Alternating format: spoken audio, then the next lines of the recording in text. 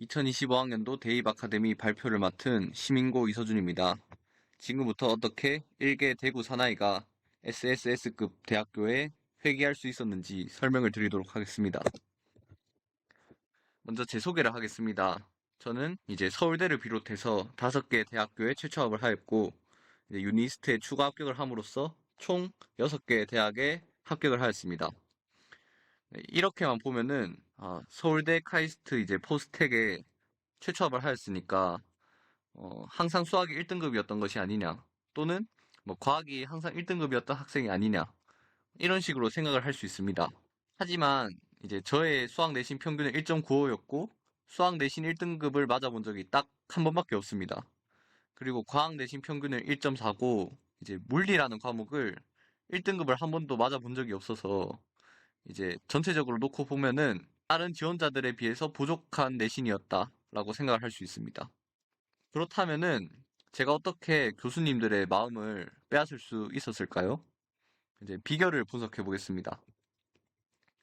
첫 번째로 전공에 대해 탐구하겠다는 의지가 매우 강했습니다. 1학년 2학기 때 원자 핵공학과라는 이름이 너무 멋있다. 그렇게 핵공학의 진로를 얻게 되었고 그 뒤부터 1학년 때부터 3학년 때까지 쭉 핵에너지 공학에 대한 이야기를 생기부에 일관적으로 서술을 하였습니다. 그렇기에 제 생기부를 보게 되면 누가 봐도 핵물리학 연구자가 될 것임이 명확하게 드러났습니다. 이러한 이제 한 분야 핵공학에 대한 사랑이 공대 교수님들의 심금을 울리지 않았나라고 생각을 하고 있습니다. 두 번째로는 꺾이지 않는 마음입니다. 이 사진은 재작년에 리그 오브 레전드라는 세계 게임 대회에서 우승을 차지한 데프트 선수의 모습입니다. 이 선수의 팀인 DRX는 국내 꼴등으로 세계 대회로 무대를 밟아서 여러 가지 팀을 제치고 끝내 우승을 차지해서 이제 저를 포함한 많은 리그 오브 레전드 팬들이 감동의 눈물을 흘렸습니다. 이 선수는 한 인터뷰에서 무너지지 않으면 이긴다라는 마인드로 항상 게임에 임했다라고 인터뷰를 해서 화제가 되었는데요. 저는 이러한 태도가 입시에서도 매우 중요하다고 생각을 합니다. 보시면 아시겠지만 전체 내신이 크게 흔들리지 않았고 이제 예체능이나 진로 과목과 같이 남들이 쉽게 간과할 수 있는 과목도 전부 A를 받았습니다. 이렇게 전체적으로 이서준이라는 학생은 좀 성실한 학생이구나 라는 것을 어필할 수 있었다고 생각을 합니다.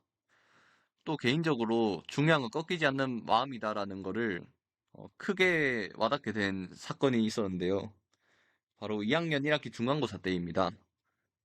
2학년 1학기 중간고사 때 이제 안일하게 공부를 하다가 대부분의 과목이 3등급에 가까운 점수가 나왔습니다. 어, 좀 슬프고 좌절하였지만 꺾이지 않는 마음으로 공부를 하니까 이제 좀 참작을 할 수 있었습니다. 그러니까 중요한 건 꺾이지 않는 마음입니다. 세 번째로 수학과 물리에 대한 역량을 생기부와 과목 선택으로 보완을 하였다는 점입니다. 특히 물리학 실험이나 화학 실험, 고급 물리학, 고급 화학, 고급 수학과 같이 소인수 과목들을 이수를 함으로써 이제 과목에 대한 관심과 열정을 보였다고 할 수 있습니다.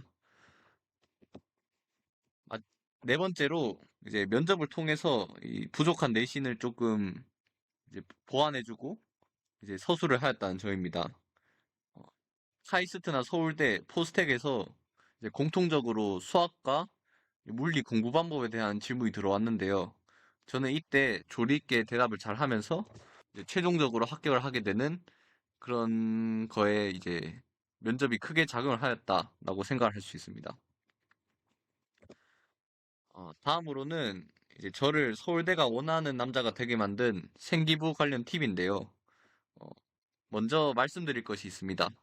생기부 작성은 선생님의 고유 권한이고 당연한 권리라고 생각하지 않을 것입니다. 이 PPT와 같이 두 학생이 있습니다. 위의 학생은 선생님, 이 부분이 좀 마음에 안 드는데 빠른 시일 내로 고쳐달라라고 협박을 하고 있고, 밑에 학생은 렵기도 성구한 위대하신 스승이시여라는 이 조선시대에서만 볼 법한 극존칭을 써가면서 이제 선생님께 부탁을 하고 있습니다. 어, 이 두 학생을 볼 때 이제 선생님이라면 위의 학생한테는 아, 쟤는 좀 잘 써주기 싫다 이런 생각이 들 수 있고 아래 학생에게는 이제 좀 잘 써줘야겠다라는 생각이 들 것입니다. 그러니까 이제 이런 거는 나의 권리라고 생각하지 말고 이제 선생님의 권리라는 걸 인정을 하면서 좀 예의를 갖춰서 이제 얘기를 하면 좋을 것 같습니다. 이제 본격적으로 생기부 관련 팁을 말씀드리도록 하겠습니다. 말씀드리기 앞서서 이제 제가 말하는 건 자연계열이나 공과계열을 희망하는 학생에게 편향된다는 점 미리 양해 부탁드리겠습니다. 이렇게 자연계열이나 공과계열을 희망하는 학생이라면 분명 고민을 할 것입니다. 문과 과목에는 뭐 어떻게 써야 되냐? 또는 뭐 중요한 수학, 과학 이런 과목에는 전공 관련된 내용만 써야 되나? 이렇게 고민을 할 수 있는데 이제 먼저 문과 과목에 대해서 설명을 드리겠습니다. 이 과목은 전체적으로 나라는 사람이 누군지 드러낼 수 있습니다.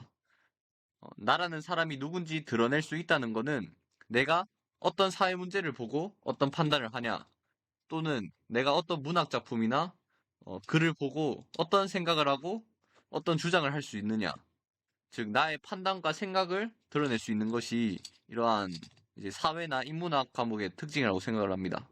그러니까 이렇게 이제 나라는 사람이 누군지 좀 잘 드러내셨으면 좋겠고, 저는 개인적으로 국어나 영어에서 글쓰기 활동을 추천하는 편입니다. 이러한 글쓰기 활동이 이제 나중에 논문을 쓰는 능력 이런 거를 기른다고 생각이 돼서 이제 교수님들에게 또 좋게 어필을 할 수가 있고, 네, 그렇습니다.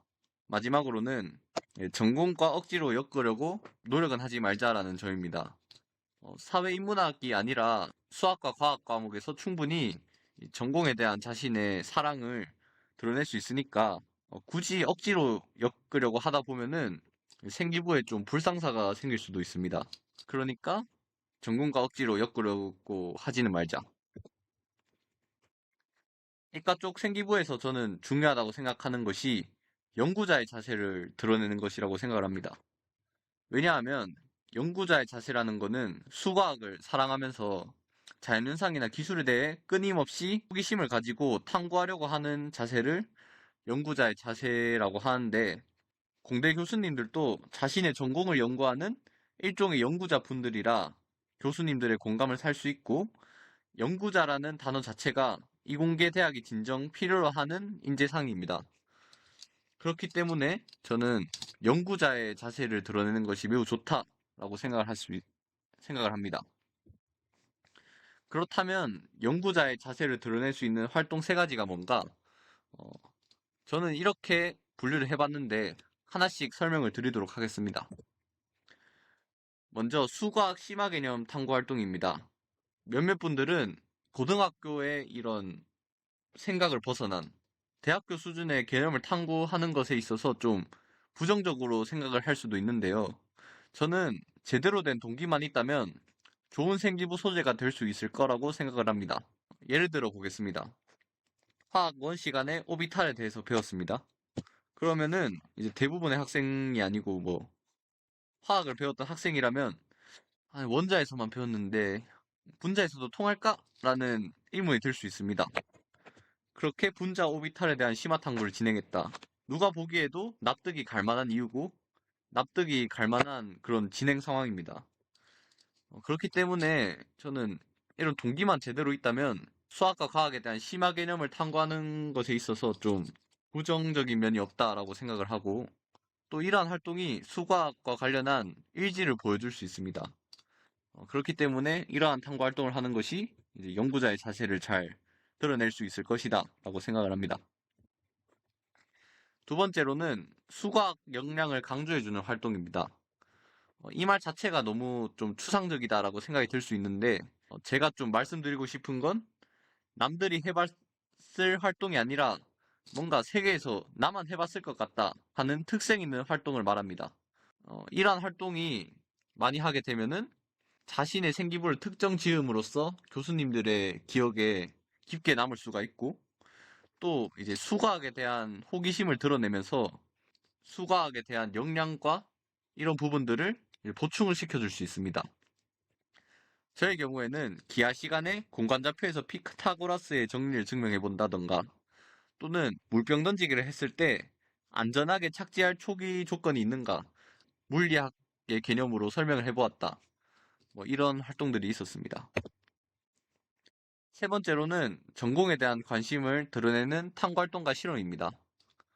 네, 이거는 잘 아실 거라고 생각을 하는데, 네, 좀 한 가지 말씀드리고 싶은 건 이제 수과학적이나 공학적으로 무의미한 활동은 큰 메리트가 되지 않을 수도 있다는 점입니다. 예를 들면은 뭐 원자력 관련 주식이 몇 퍼센트 올랐더라. 이런 거는 전혀 이런 공학자나 이런 과학자가 되는 것에 크게 영향을 주지 않습니다. 그건 자세히 모르겠지만 아무튼 그런 내용을 생기부에 억지로 적으려고 한다기보다는 과학의 기초 개념과 원리 또는 자신만의 가설과 생각 이런 부분을 많이 담으셨으면 좋겠습니다.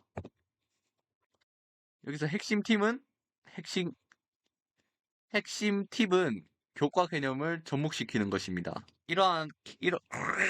이렇게 교과 개념을 접목시키면 자기 스스로 이해하기가 쉽고 과목에 자연스럽게 녹아드는 활동을 만들 수 있습니다.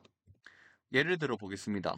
제가 실제로 플라즈마 진단 장치를 구상한다라는 생기부 활동을 한 적이 있었는데요. 이렇게만 놓고 보면은 하등한 고등학생 주제에 어떻게 네가 뭔데 플라즈마 진단 장치를 구상하냐라고 생각을 할 수 있습니다. 하지만 여기서 물리 1에서 배웠던 마이컬슨 몰리 간섭계 구조, 굴절률의 개념, 그리고 상세 간섭과 보강 간섭의 조건 이런 것들을 총집합해서 마이컬슨 몰리 간섭계 구조를 바탕으로 플라즈마라는 매질이 통과할 때 굴절률이 차이가 난다는 점, 이를 통해서 빛이 오고 가는 시간이 차이가 난다는 점을 이용해서 후퇴 상세 간섭과 보강 간섭 여부에 따라 플라즈마의 밀도를 측정하는 장치를 만들었다. 이렇게 하면 되게 자연스럽고 좋은 활동이 될 수 있습니다. 그러니까 교과 개념을 접목시키자라는 것이 제 생각입니다. 다시 강조드리지만 나는 뭐뭐 하는 연구자다라는 메시지가 생기부에 드러나면은 매우 깜깔스 맛깔스하다라고 요약할 수 있습니다. 그렇다면 탐구 주제는 어디서 찾았냐? 저는 먼저 개념과 관련한 부분은 대학교 1학년 교과서를 참조하거나 과학 유튜브를 참고했습니다. 과학 유튜브를 참고하는 거에 있어서 좀 거부감을 가지는 그런 분들이 있을 수도 있는데, 뭐, 궤도 유튜브 이런 거에 보면은 전혀 쉬운 개념만 다루고 그런 개념만 다루는 것이 아닙니다. 그러니까 자신의 동기를 과학 유튜브에서 찾고, 그러한 개념에 대해서 탐구 활동을 하는 것이 매우 좋다고 생각을 합니다.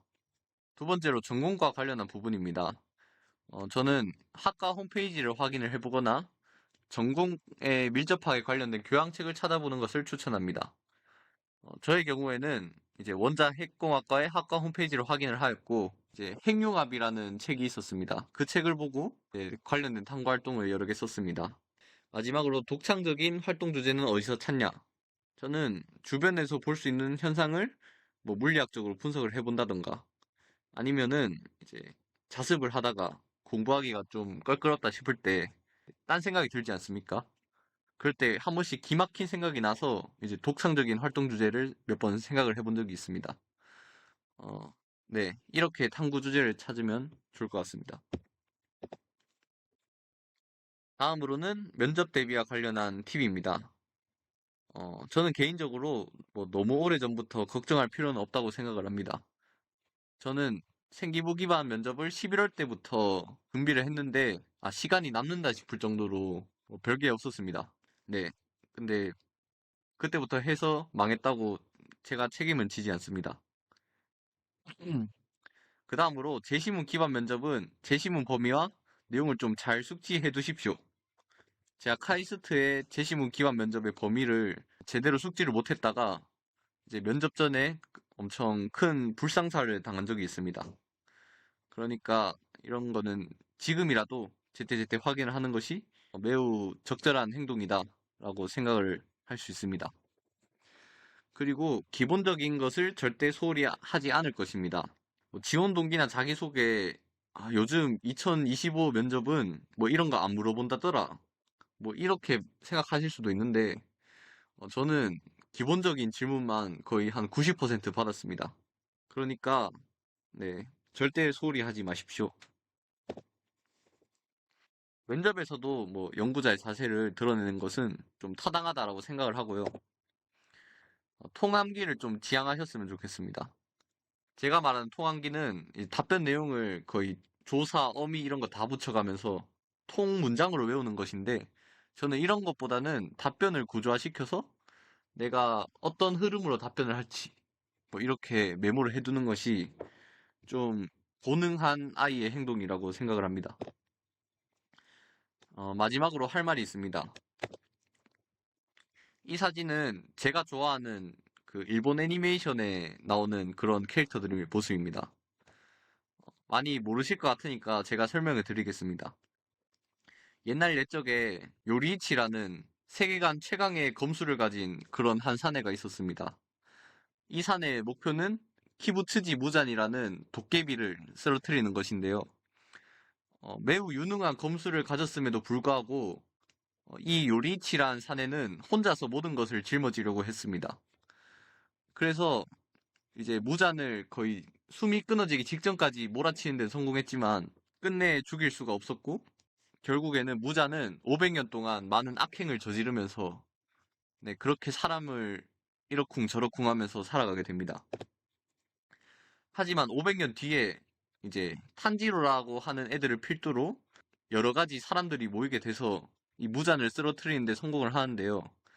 이 탄지로가 혼자서 모든 것을 짊어지려고 했다면 이 무잔이라는 최강의 적을 쓰러뜨릴 수 없었을 것입니다. 하지만 탄지로는 친구들과 힘을 합쳤기에 이 무잔이라는 적을 무찌를 수 있었습니다. 이 일본 애니메이션에서 얻을 수 있는 교훈이 무엇일까요? 네, 혼자서 모든 걸 짊어지려 하지 말고 주변의 여러 사람들에게 도움을 받자는 것입니다. 저도 실제로 면접과 관련한 부분, 생기부와 관련한 부분을 모두 선생님들에게 많은 도움을 받아서 이제 좋은 입시 성적을 거둘 수 있었다라고 생각을 합니다.